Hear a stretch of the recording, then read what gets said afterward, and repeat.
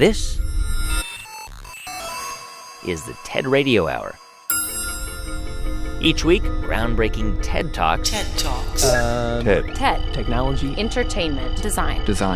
Is that really what it stands for? I've never known that. Delivered at TED conferences around the world. The gift of the human imagination. We've had to believe in impossible things. The true nature of reality beckons from just beyond. Those talks, those ideas, adapted for radio. From NPR.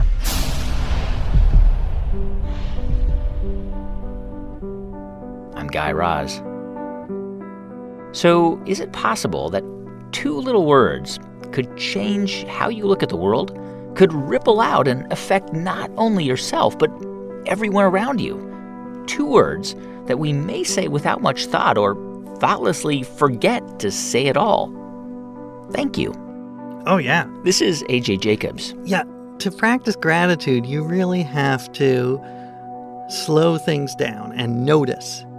A.J.'s a writer, professional lifestyle experimenter, and self-described curmudgeon. I talk about, I think, everyone has the two sides, the Larry David side and the Mr. Rogers side. So the grumpy pessimist and the optimistic, grateful side. So many people have helped me to come to this night. And I believe I was born with a very strong Larry David side. I was very good at finding things to be annoyed about. And I think a lot of us are. If you hear 100 compliments and a single insult, what do you remember? The insult. Would you just take, along with me, 10 seconds to think of the people who have helped you become who you are? I was aware that I had this negative bias, this Larry David side, but I wanted to bulk up the Mr. Rogers side. 10 seconds of silence. I'll watch the time. It's not something that comes naturally to me, and to most people, I don't think it comes naturally. You have to cultivate this idea of gratitude. Whomever you've been thinking about, how pleased they must be to know the difference you feel they've made. What happened to you to say, wait a minute, I'm not appreciating people, I'm not being grateful? Was there an epiphany? What was it? Well, I think it was partly intellectually. I knew the power of gratitude. There are tons of studies about how good it is for you, how it helps ward off depression, you recover more quickly, you sleep better, eat better, you're more generous. So intellectually, I knew, I should be grateful. But how do you do that? And that's when I decided, you know what, I'm going to try this ritual at home where I'm going to try to say thanks to all the people who helped make my meal a possibility. So I would before a meal say, I'd like to thank the farmer who grew the tomato and the cashier who rang the tomatoes up at the grocery store. And that's when my son, who is 10, very perceptively said, Dad, that's fine, but it's also totally lame because those people can't hear you. They're not in our apartment. So if you really are committed, then you should go and thank those people in person. A.J. Jacobs picks up the story from the TED stage.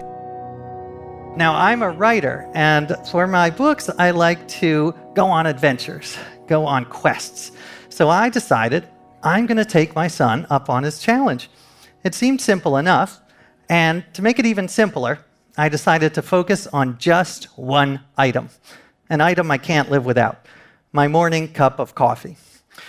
Well, it turned out to be not so simple at all. This quest took me months. It took me around the world because I discovered that my coffee would not be possible without hundreds of people I take for granted. So I would thank the trucker who drove the coffee beans to the coffee shop, but he couldn't have done his job without the road. So I would thank the people who paved the road. And then I would thank the people who made the asphalt for the pavement. And he couldn't do his job without the folks who drew the yellow lines on the road because they kept my truck driver from smashing into oncoming traffic.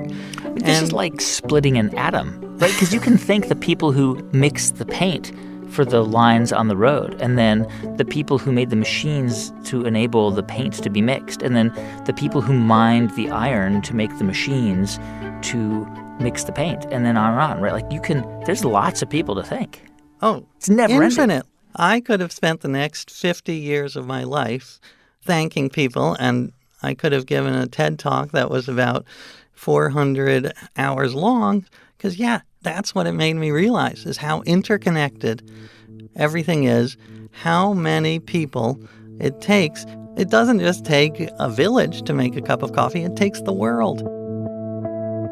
And it was really a lesson in how interconnected we are, and sort of timely, too, because this trend towards tribalism is, I find, quite disturbing. And this was a reminder of how we all depend on each other. Sometimes a simple act of kindness toward another person, a thank you, a compliment, a vote of confidence, can have a much bigger effect than we realize, and can even change the way we look at ourselves. So today on the show, we're going to explore those ideas about what can happen when we stop and recognize the power of showing kindness, the worth of others, and why it all matters, even when it's not easy. And for A.J. Jacobs, that kind of appreciation turned into a journey of 1,000 thank yous, all for just a cup of coffee. I decided to go backwards. So I started with the barista at Joe Coffee, which is the coffee chain in New York where I go. And I thanked her, and she thanked me for thanking her. What did you say to her? You said, hey, I just want to thank you for making my cup of coffee this morning. That's it. I just expressed my gratitude. And I think she was pleasantly surprised because she doesn't get thanked all that often. So did you, draw out a timeline on a piece of paper and then put barista on one end and coffee on the other, and then sort of reverse engineer every step of the way, and then all the people that you would have to thank? Well, I had a huge list of people, and it wasn't like a line. It was more like a forest. So, for instance, I thanked all the people who helped with my coffee, but what about the cup? So I wanted to thank the people who made the cup, and including the inventor of the modern zarf. That was one of my favorite words I learned. Z-A-R-F is the cardboard sleeve that goes around your coffee cup to keep your fingers from being uncomfortably hot. This guy has made people's lives just a little tiny bit better, but we never thank him. We never acknowledge that. All right, so you so after thanking the barista and then the people who made your cup, I guess you decided to meet with a guy named Ed Kaufman who works for Joe Coffee? I met Ed Kaufman, who is the guy who goes around the world to South America, to Africa, testing the beans, tasting them, and I loved that because he was so passionate about this brown liquid, and he taught me how to differentiate the tastes, because he would take a sip and his face would light up and he would say, oh, I'm sensing Honeycrisp apple and maple syrup and pineapple upside down cake. And I love that idea of savoring and appreciating. It's so tied into gratitude. By the end of the project, I was just in a thanking frenzy. So I would get up and spend a couple hours. I'd write emails, send notes, make phone calls, visit people to thank them for their role in my coffee. And some of them, quite honestly, not that into it.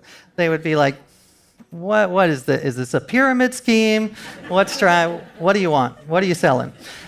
But most people were surprisingly moved. I remember I called the woman who does the pest control for the warehouse where my coffee is stored.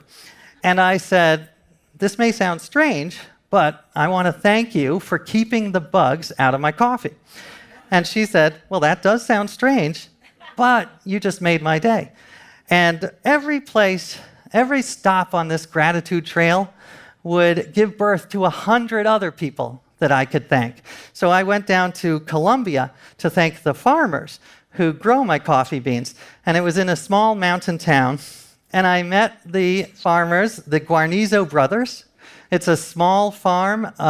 They make great coffee. They're paid above fair trade prices for it. And they showed me how the coffee is grown. The bean is actually inside this fruit called the coffee cherry. And I thanked them. And they said, well, we couldn't do our job without 100 other people.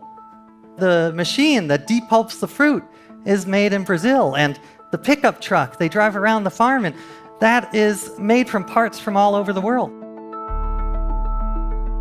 I think in the end, they kind of got into the spirit of the project, and they did not kick me out, and they actually invited me back. So maybe I'll go and enjoy their coffee again. So as you were, really immersing yourself in this thing, right? Because part of this is, it's like, I'm just going to try this thing out, but part of you has to become that one. Like, you had to become Mr. Gratitude. Like, you had to believe in it, almost like it was a religion. Did you start to kind of feel differently on that trip? Well, yeah. And one of the revelations that runs through many of my projects is just how powerful that is, how much our behavior shapes our thoughts. So I saw this. Like, I would wake up in my typical grumpy mood, and I would force myself to spend an hour writing thank you notes or calling people. And by the end of that hour, my mind had caught up. I had sort of tricked my mind and made it realize, oh my God, look at all these things that went right. And that ties into something that is one of my pet passions, which is that gratitude should not be the same as complacency. Because some people are worried that when you're grateful, like, you think, oh, everything's wonderful and we don't need to change a thing. But my argument, and it's backed up by some fascinating research, is that gratitude actually is the opposite of that. Gratitude makes you more aware and more open to trying to make things better. And I know this personally. When I'm in a bad mood, I'm not thinking about other people. I'm just thinking about myself. But when I'm grateful, that's when I realize all of the people who helped make this possible, and can I make their lives better? That's A.J. Jacobs. His latest book is called Thanks 1,000, A Gratitude Journey. You can see all of AJ's talks at TED.com. On the show today, Approaching with Kindness. I'm Guy Raz, and you're listening to the TED Radio Hour from NPR.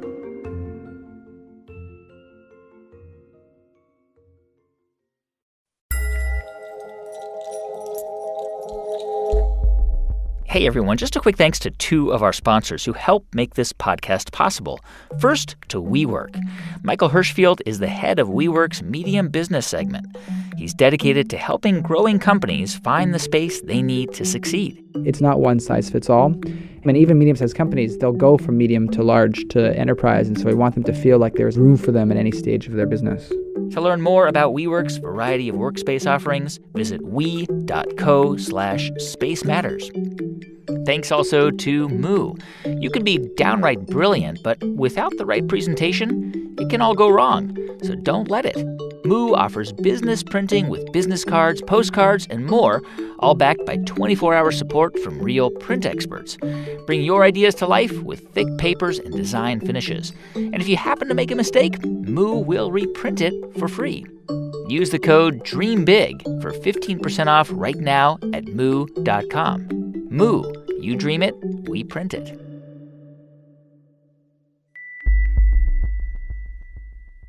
This is Peter Sagal. When we began Wait, Wait, Don't Tell Me, we dreamed that our rude jokes would be, in the end, the appropriate way to talk about the news. And look, it happened. Listen to Wait, Wait, Don't Tell Me on the NPR One app or wherever you listen to podcasts.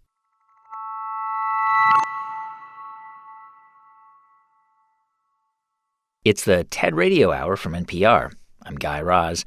And on the show today, Approaching with Kindness, and how a little bit of appreciation can go a long way. A couple of weeks ago, I got a chance to speak with Mike Robbins. Hello, Mike. Hey, Guy. How are you? I'm doing well. You can probably call Mike an expert in appreciation. Appreciating yourself, appreciating other people. He writes books about it, gives lectures, and runs seminars at major companies.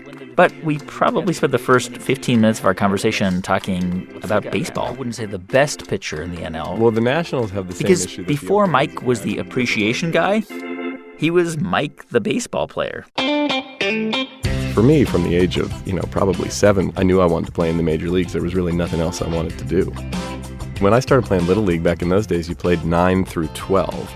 And I would say by about the age of 10, I was probably the best player on the team. By the time Mike got to high school, he was a really good pitcher on a really good team. And people started paying attention. Every time I pitched my sophomore year in high school, there were probably anywhere between 25 and 40 scouts at the game. The New York Yankees recruited Mike before he left high school, but he was already committed to play at Stanford. My junior year, I was one of the starters at Stanford and ended up starting our first game of the College World Series in Omaha, Nebraska, which was pretty cool. And that's when I got drafted by the Kansas City Royals that year. And so my college career was, quite successful and ultimately led me to the opportunity to play professional baseball, which is what I wanted to do. Mike played in the minor leagues for 3 seasons. And then, in 1997, pitching against the Durham Bulls, Mike tore ligaments in his left arm, his throwing arm. And in that moment, his entire baseball career was over. It was devastating. I mean, it was disorienting. I was 23 when I got hurt. And then I was left in this place of, well, what do I do now? And where am I going to focus my energy and attention and my ego and my identity? I mean, I was Mike the baseball player from the time I was literally 7 years old. Yeah. But I was able to acknowledge when it was all over, you know what? I was pretty good at that. I wasted so much time and energy thinking I wasn't good enough or comparing myself to all the guys around me or being scared that I wasn't going to make it. And the biggest regret that I had when the whole thing was over was I wish I would have enjoyed that more. I wish I would have appreciated that more. And this is when Mike the baseball player started to become Mike the appreciation guy. There aren't a ton of people that have the same experience that I've had in terms of playing pro baseball and injuring their pitching arm. However, the experience of not appreciating what I have or what we have while we have it seems universal. So I started to realize I think this is a message that's important for me to remember, but I want to try to remind other people to not miss the important aspects and moments and experiences of their lives. And as I started to tell my story about baseball, it really resonated with people in a more universal way. And that became Mike's new career, a mission to get people to appreciate their lives and appreciate the people around them. Mike Robbins picks up the story from the TED stage. I started to study things like positive psychology. This was the late 90s, and it was starting to get big, and I was studying emotional intelligence and group dynamics, and what I was finding was fascinating me, so much so that I actually ended up writing a book, which is all about appreciation. But there's a simple distinction that I've learned over the years of doing this work and working with a lot of different types of people, both as it relates to business, but also in our lives personally. We got to understand the distinction between recognition and appreciation. Recognition, here's what recognition is. It's positive feedback based on results or performance. And it's motivating. It feels good, right? When you work hard, you do something well, someone recognizes it, it feels good. However, recognition is finite. It's scarce. It's only based on our performance. And usually in an organizational structure or in others, it's got to come from the top down for it to really have weight and merit. Therefore, it has a lot of limits. Appreciation, on the other hand, much more expansive. It's more about people. Less about what they do, more about who they are. The best way I know to describe this distinction is an example from my baseball career. I was a pitcher. Do you know what happens to the pitcher in the baseball game when the pitcher doesn't do well? You know what happens? Yeah, they stop the game, right? And in front of everybody, the manager walks out to the mound and literally takes the ball out of your hand and makes you leave. So your manager comes up to the mound, you hand him the ball, you sort of walk off the mound, back to the dugout. Yep. You sit down on the bench, and your teammates kind of do what? Mostly everyone sort of runs away from you. It's like they don't want to catch the, bad thing you've got or whatever. I mean, it's sort of the more sociologically, the environment is so focused on performance and results that if you do well, there's a lot of high fives and way to goes and attaboys and all that. But when I would fail like that, they would just kind of walk away from me and leave me alone, which I always found to be a really, really awful and painful part of the experience, because as I would sit there by myself with no one talking to me, the little voice in my head would just be telling me you're terrible and everybody hates you and you blew it and, When you look back at that moment now, what do you think would have been helpful? So what I would have loved was for one of my teammates or my coaches to come up and ask me, hey, Mike, is there anything that you need right now or anything I could do to support you? If someone had asked me that question, I would have said, yeah, actually there is. Could you sit down right next to me and could we talk for a little bit? Maybe and probably about anything except for what just happened on the mound, on the field. Some way of reminding me that I'm more than just the failure that just happened. Sometimes we don't know what to say to someone when they fail or they're dealing with something challenging, so we don't say anything because we think that's more respectful or we don't want to upset them more, when in fact I think sometimes that does more harm than good. You just wanted to be appreciated for that moment. Absolutely. I wanted to be appreciated. But at the same time, and I failed for the team, if I gave up a bunch of runs early in the game, we might not be able to come back. So there's got to be some accountability. I also understood that. But what I needed in those moments and almost never got was some reassurance that, like, we still value you, we still care about you, we still appreciate you, even though you just failed. I spoke at a conference in Silicon Valley, a leadership conference, about a year and a half ago. And the speaker before me was a professor from UC Berkeley. And he was sharing some interesting research that they'd been doing at Haas Business School, which is at Berkeley. And one of the studies he put up on his slide talked about what motivates productivity. And what they found in the study was that when people felt recognized for the work they did, they were 23% more effective and productive than when people didn't. Made sense. But the same study found that when people felt valued and cared for, a literal or figurative pat on the back, that the people around them, particularly the person they report to, really cared about them, they were 43% more effective and productive than people who didn't. There was a 20% increase in productivity from focusing on who people are, not just what they do. That's the distinction. But remember, appreciate doesn't mean like, doesn't mean agree with, doesn't mean, hey, let's be best friends and let's go hang out. It means recognize the value of. You can recognize the value of any human being at any time for any reason. So, Mike, I'm trying to imagine someone listening to this right now, and they might think, that this is a little hokey, right? Like new agey or something, But you're arguing there's real, practical, real world implications here. Absolutely. Absolutely. When I talk to teams, I'll often say, okay, I'm talking to a group of people who are engineers or people who are, very, very high level, very specific, and I'll come in and, okay, we're going to talk about teamwork and collaboration, and I get some people start rolling their eyes, and one of the questions I'll often ask is, okay, think about the best team you've ever been a part of. And people raise their hands and they say things like, we trusted each other, we had each other's backs, we believed in the mission. It's all these things that are kind of squishy and soft when they start to realize, oh yeah, those are the things, the key ingredients that often make a great team great. How many of you notice from time to time when someone gives you a compliment, you get a little funny about it? You ever notice that? Okay, you know what you're supposed to say when someone compliments you? Thank you. Then, shut your mouth. Literally, you don't have to say anything else after the thank you. Usually, if you listen to yourself and other people, whatever you say after the thank you is almost always weird and insincere. It is. It's a compliment. Sometimes we give a compliment right back to the person, and sometimes we mean it, but sometimes it's like completely inappropriate. It would be like if you came up to me after this one and said, hey, Mike, that was a great talk, and I went, you too. That's weird, but even worse, we argue with people. You ever do that? Someone gives you a compliment, you go, oh, no. It's bad, it was terrible. We start cutting ourselves down. That's literally like someone handing you a birthday gift and saying happy birthday, and you going, what's wrong with you? I don't deserve this, and throwing it on the floor. You ruin the gift, you offend the giver, and you don't get very many more gifts that way. Do you know they've scientifically proven now that when one human being expresses kindness and appreciation to another human being, and it's received, raises the serotonin level in both people's brains. It physiologically makes us feel better. To me, this is a really actionable hack. It's so simple. It's so simple, and it's in there. We know how to do it. We just have to remember and tap into it on a daily basis, and with the people we interact with and the people we work with and live with and the people on the bus or at the train station or at the coffee shop or wherever we are. And remember, we know how to do it. People know how to receive it, and it is really simple, but it can be profound. That's Mike Robbins. He's a public speaker, author, and former baseball player. You can see his full talk at ted.npr.org. Today on the show, approaching with kindness. And most of us think of kindness and appreciation as things we give. But sometimes there's value in asking for them, too. Laura Trice is a doctor and a therapist, and she spoke about this idea from the TED stage. I'm here to talk to you about the importance of praise, admiration, and thank you, and having it be specific and genuine.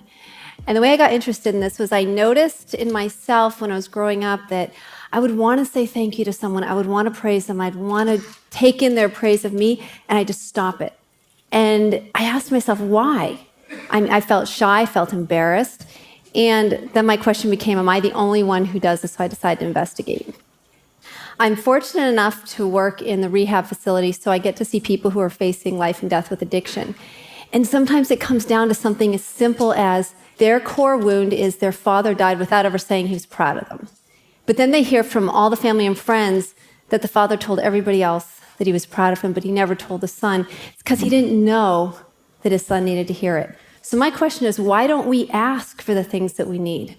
I know a gentleman married for 25 years who's longing to hear his wife say, thank you for being the breadwinner so I could stay home with the kids, but won't ask. I know a woman who's good at this. She once a week meets with her husband and says, I would like you to thank me for all these things I did in the house and with the kids. And he goes, oh, this is great, this is great. And praise really does have to be genuine, but she takes responsibility for that. And a friend of mine, April, who I've had since kindergarten, she thanks her children for doing their chores.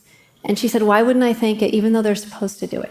So the question is, why was I blocking it? Why were other people blocking it? Why can I say I'll take my steak medium rare, I need size 6 shoes, but I won't say, would you praise me this way? And it's because I'm giving you critical data about me. I'm telling you where I'm insecure. I'm telling you where I need your help. And I'm treating you, my inner circle, like you're the enemy. Because what can you do with that data? You could neglect me, you could abuse it, or you could actually meet my need. And I took my bike into the bike store. I love this. Same bike, and they do something called truing the wheels. I get the same bike back, and they've taken all the little warps out of those same wheels, and my bike is like new. So I'm going to challenge all of you. I want you to true your wheels. Be honest about the praise that you need to hear. What do you need to hear? Go home to your wife. Go ask her, what does she need? Go home to your husband, what does he need? Go home and ask those questions and then help the people around you. I think it starts household by household, under the same roof. So let's make it right in our own backyard. And I wanted to thank all of you in the audience for being great husbands, great mothers, friends, daughters, sons. And maybe somebody's never said that to you, but you've done a really, really good job. And thank you for being here and just showing up and changing the world with your ideas. Thank you. That's Dr. Laura Trice. To find out more about her, go to TED.com. Today on the show, approaching the world with gratitude and kindness. I think people desperately want to feel valued. And, it makes a huge difference to most people. This is Christine Porath. She's a professor of management at Georgetown University. And Christine studies what happens when people don't feel appreciated at work. Something she first saw her own dad experience. Here's Christine Porath on the TED stage. Over 22 years ago, I vividly recall walking into this stuffy hospital room. It was heartbreaking to see my dad, this strong, athletic, energetic guy, lying in the bed with electrodes strapped to his bare chest. What put him there was work-related stress. For over a decade, he suffered an uncivil boss. And for me, I thought he was just an outlier at that time. But just a couple years later, I witnessed and experienced a lot of incivility in my first job out of college. I spent a year going to work every day and hearing things from coworkers like, "Are you an idiot? That's not how it's done." And if I wanted your opinion, I'd ask. I just felt like we could and should do better. Yeah. And I was surprised that, management wasn't paying attention. But I was an economics major as an undergrad. And so I felt like, well, you need to show them the money, show them what it's costing organizations in order to really put it on managers' radar. So I did the natural thing. I quit. And I went back to grad school to study the effects of this. And there I met Christine Pearson. And she had a theory that small, uncivil actions can lead to much bigger problems like aggression and violence. We believed that incivility affected performance in the bottom line. So we launched a study, and what we found was eye-opening. We sent a survey to business school alumni working in all different organizations, and we asked them to write a few sentences about one experience where they were treated rudely, disrespectfully, or insensitively, and to answer questions about how they reacted. One person told us about a boss that made insulting statements like, "That's kindergartner's work." And another tore up someone's work in front of the entire team. And what we found is that incivility made people less motivated. 66% cut back work efforts. 80% lost time worrying about what happened. And 12% left their job. And after we published these results, two things happened. One, we got calls from organizations. Cisco read about these numbers, took just a few of these, and estimated conservatively incivility was costing them $12 million a year. The second thing that happened was that we heard from others in our academic field who said, well, people are reporting this, but how can you really show it? Does people's performance really suffer? And what we found is that those that experience incivility do actually function much worse. You know, I have always been motivated when I feel valued and appreciated, right, for what I do. And I've left jobs in the past when I didn't feel that way. And I mean, I can't imagine that's unique, right? I mean, why would somebody be motivated to do their best work if they didn't feel appreciated? I don't think that's unique at all. In fact, I did a study with Tony Schwartz and the Harvard Business Review, and I was really curious what leader behaviors were most important to people and had the biggest effect on the outcomes that we were measured. And the number one thing that affected people and that people seemed to want most was respect, or this sense of feeling valued. And that was actually more important than recognition, appreciation, than useful feedback, even than opportunities for learning and growth. And, you know, those people that felt respected, and sadly it was less than half, they reported being far more focused. You know, they were 92% more focused. They said that they were 56% healthier. They were much more likely to stay with their firm, and they were about 55% more engaged. And so, you know, I was even surprised, even though I buy into this topic, at just across the different leader behaviors that we know are important, that was the one that won out. When we come back in just a moment, Christine Porath explains how we can make the world around us just a little more respectful. I'm Guy Raz, and on the show today, ideas about appreciation. You're listening to the TED Radio Hour from NPR.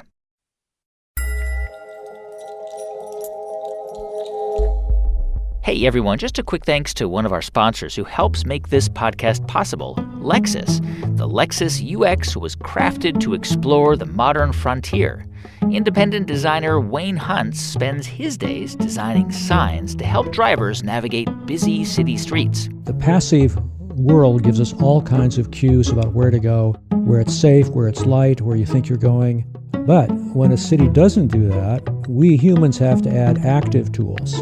And the active tools are things like street name signs in advance of the intersection, where you get a sign that it says Baldwin Boulevard, but it says it 200 feet before the turn. That is a terrific asset, because if you wait till you can read the tiny sign, it may be too late for the lane change. The smart cities are finding ways to do advanced notice of major intersections. It gives a visitor confidence in the place, and then they can go on to solve other problems. Informed by the evolution of traffic in the modern city, the new Lexus UX comes with a built-in camera that recognizes signs to help drivers explore with confidence. Visit lexus.com/UX for more.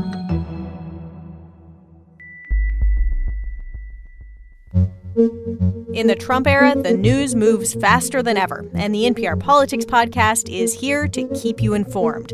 Every time there's a major political story, we get our best correspondents together to sort through the noise. The NPR Politics Podcast, what you need to know right when it happens.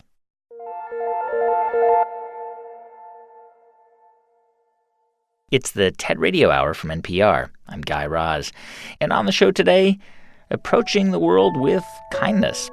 And we were just hearing from Christine Porath about the consequences and the real-world costs of not being civil to your coworkers. So if incivility has such a huge cost, why do we still see so much of it? I was curious, so we surveyed people about this too.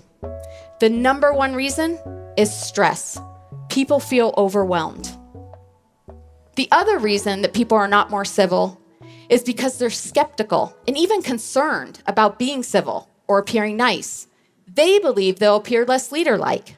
They wonder, do nice guys finish last? Or in other words, do jerks get ahead? It's easy to think so, especially when we see a few prominent examples that dominate the conversation. Well, it turns out in the long run, they don't. There's really rich research on this by Morgan McCall and Michael Lombardo when they were at the Center for Creative Leadership. And they found the number one reason tied to executive failure was an insensitive, abrasive, or bullying style. There will always be some outliers that succeed despite their incivility. Sooner or later, though, most uncivil people sabotage their success. For example, with uncivil executives, it comes back to hurt them when they're in a place of weakness or they need something. People won't have their backs. But what about nice guys? Does civility pay? Yes, it does. And being civil doesn't just mean that you're not a jerk. Not holding someone down isn't the same as lifting them up. Being truly civil means doing the small things, like smiling and saying hello in the hallway, listening fully when someone's speaking to you. Now, you can have strong opinions, disagree, have conflict, or give negative feedback civilly, with respect. Some people call it radical candor, where you care personally, but you challenge directly. So yes, civility pays. Why does civility pay? Because people see you as an important and a powerful, unique combination of two key characteristics: warm and competent, friendly and smart. In other words, being civil isn't just about motivating others. It's about you. If you're civil, you're more likely to be seen as a leader. You'll perform better, and you're seen as warm and competent. So in order for a workplace to be the kind of place where people feel appreciated and valued, does it have to be a leader who makes that happen? I think it helps a lot. I think that you need leaders to be role models, and that matters. And people become cynical if, for example, you have values of respect or valuing people or treating people well, and they're not doing it. So, however, I do think it's possible to build from the middle or from the ground up. I think what you want to do is kind of own and take responsibility for what's the culture we want to create. Okay, well then let's high five each other. Let's find ways to celebrate each other on our own. Let's write each other thank you notes or circulate emails for a project well done, or whatever the case may be. Find ways to do this with your team or your department. And what we found in our research is people not only reciprocate, but they actually pass it forward in their social networks at work and beyond. I mean, what you're talking about is free. It's like a free, it costs nothing. Like you don't have to bring in consultants. You don't have to spend money. It's so weird that it wouldn't just be the norm. It is. I think the good news on that front is if you can get a cycle going, it really can bring a lot of benefits. And again, like you said, without a lot of resources. So I try to emphasize that whenever I'm talking with leaders or organizations that, this is not something that they're spending millions on a gym or, certain employee benefits. This is something that, yes, we need to be more mindful and practice this on a daily basis, but it is doable, and you will get so many wins across the board. That's Christine Porath. She's a professor of management at Georgetown University's McDonough School of Business. You can see her full talk at TED.com. On the show today, ideas about kindness. And so far, we've heard stories of gratitude and appreciation for loved ones or colleagues or people who have helped you, even in small ways. But it's a lot harder to respect or acknowledge or be kind to people who actively hate you. I can remember when I was young and I wear scarf. I can remember one day when I walk on the street and a young man, he spit on me, and I can remember an old man try to take my scarf off on the street. So I have a lot of times meet the racism. I still do. This is Özlem Çekiç. She was born in Turkey, but her parents emigrated when she was a kid, and her family settled in Denmark in the 1980s. And my parents don't want me to wear a scarf. And, when you are a teenager, you want to do the opposite what your parents want you to do. So I wear a scarf, and it was the best time in my life because they were so angry. These days, Özlem no longer wears a headscarf. But as an adult, she's had to deal with an entirely new level of harassment. Because in 2007, Özlem actually became the first woman with a Muslim immigrant background to be elected to the Danish parliament. Everyone could see that I looked different. My name was not Danish. I can remember the first time I get hate mails in the parliament was on my first speech. I came back to my seat and opened my computer, and I could see I have 2 emails. The first one started with, "What a terrorist like you doing in our parliament?" Here's more from Özlem Çekiç on the TED stage. Sometimes hateful letters were also sent to my home address. After a while, I got a secret address and I had to take extra precautions to protect my family. Then in 2010, a Nazi began to harass me. It was a man who had attacked Muslim women on the street. I was at the zoo with my children, and the phone was ringing constantly. It was the Nazi. I had the impression that he was close. We headed home. When we got back, my son asked, "Why does he hate you so much, Mom, when he doesn't even know you?" "Some people are just stupid," I said. And at the time, I actually thought that was a pretty clever answer. And I suspect that is the answer most of us would give. Several weeks later, I was at a friend's house, and I was very upset and angry about all the hate and racism I had met. It was he who suggested that I should call them up and visit them. "They will kill me," I said. "They would never attack the member of the Danish parliament," he said. "And anyway, if they killed you, you'd become a martyr. So it's pure win-win situation for you." His advice was so unexpected. When I got home, I turned on my computer and opened the folder where I have saved all the hate mails. There were literally hundreds of them. Emails that started with words like terrorist, crackhead, rat, whore. I decided to contact the one who had sent me the most. His name was Ingolf. To my surprise and shock, he answered the phone. I blurted out, "Hello, my name is Özlem. You have sent me so many hate mails. You don't know me. I don't know you. I was wondering if I could come around and we can drink a coffee together and talk about it." I was so nervous. I was so nervous about what he will say. And the first thing he said was, "I have to ask my wife." And I think, wow, so he's like my father. He always wants to ask my mom before he decides something, So it was the first time that Ingolf get normal for me. So when you went to visit him, to visit Ingolf, what happened? I went to Ingolf's house, and when he tried to shake my hand, I can remember I felt so disappointed because I imagined that he had 13 nails what do you call it? Nails, fingernails? Nail, that he will have a dirty nails.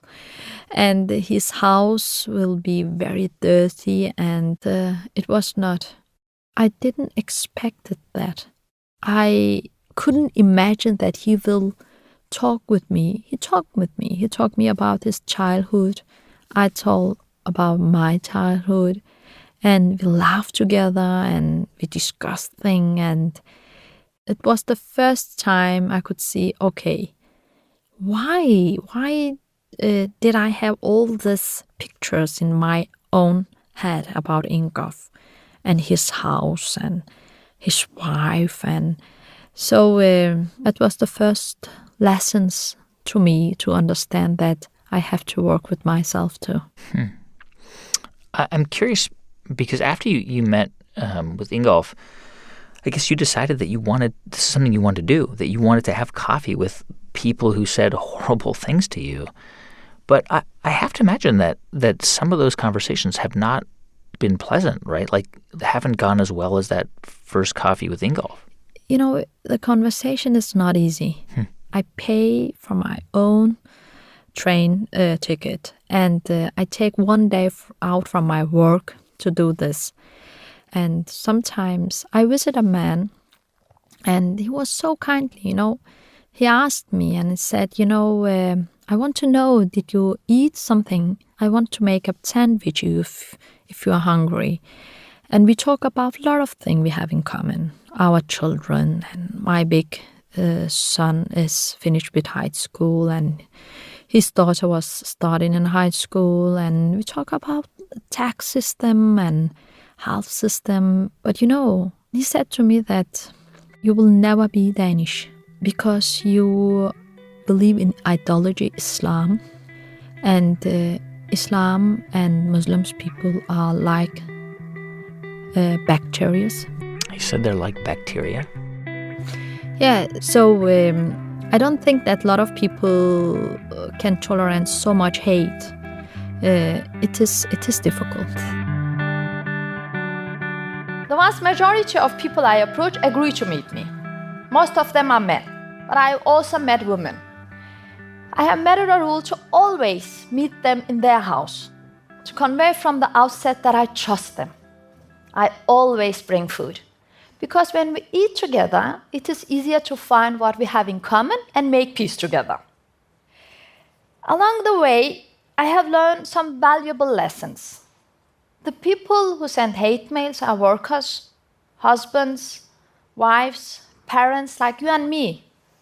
I'm not saying that their behavior is acceptable, but I have learned to distance myself from the hateful views without distancing myself from the person who's expressing those views. During these meetings, a specific theme keeps coming up. They all seem to think that other people are to blame for the hate and for the generalization of groups.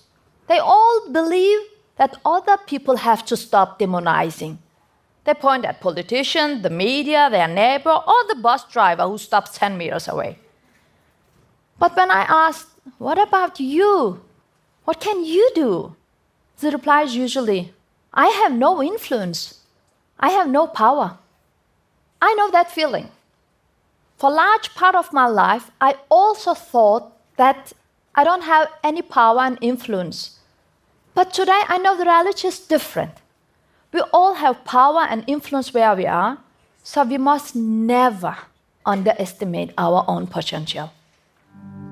Trenches have been dug between people, yes, but we all have the ability to build the bridges that cross the trenches. And let me end by quoting my friend, Serge Duzan, who lost his son, Denuzan, in a terror attack. Serge rejected any suggestion of revenge and instead said this: evil can only be defeated by kindness between people. Kindness demands courage. Özlem, I keep going back to this idea in my mind that a big part of me, like, I wouldn't want to be kind to them. Like, I would be angry. I would want an apology from them. And I'm just wondering, why you do it. I mean, do you think it actually changes people's minds? I think it's changed the people's minds. A lot of these people, when I show them respect, they always respect back. You know, when I'm kindly, they are always kindly back. And I do it because I really, really love democracy. I think it's a very big problem that we talk so bad about the others. I love peace. You know, peace, we take peace for granted. But if you want peace, you have to do something for peace. Peace is not something natural. It's because of that everyone try to tolerate each other. They try to give place to different mindset. You can't live in a democracy and take it granted, just sitting and think, okay, I don't have to do anything. You have to take responsibility for the conversation. And conversation is difficult, but it is the most necessary thing in a democracy. That's Özlem Cekic.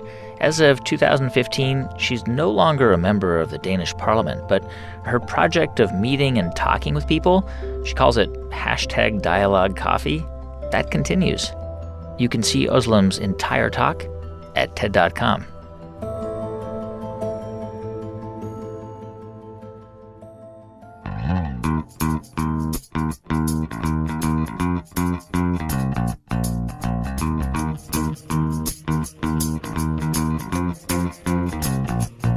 It's about gratitude. Gratitude. Thank you, thank you, thank you, thank you, thank you, thank you. Gratitude. Hey, thanks for listening to our show, Approaching with Kindness, this week. If you want to find out more about who is on it, go to ted.npr.org. And to see hundreds more TED Talks, check out TED.com or the TED app. And don't forget to subscribe to our podcast wherever you get your podcasts. And while you're there, please do give us a review.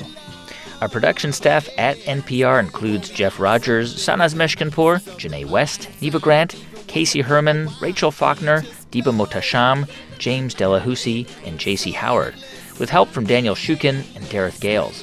Our intern is Katie Monteleone. Our partners at TED are Chris Anderson, Colin Helms, Anna Phelan, and Janet Lee. I'm Guy Raz, and you've been listening to Ideas Worth Spreading right here on the TED Radio Hour from NPR. Thank you.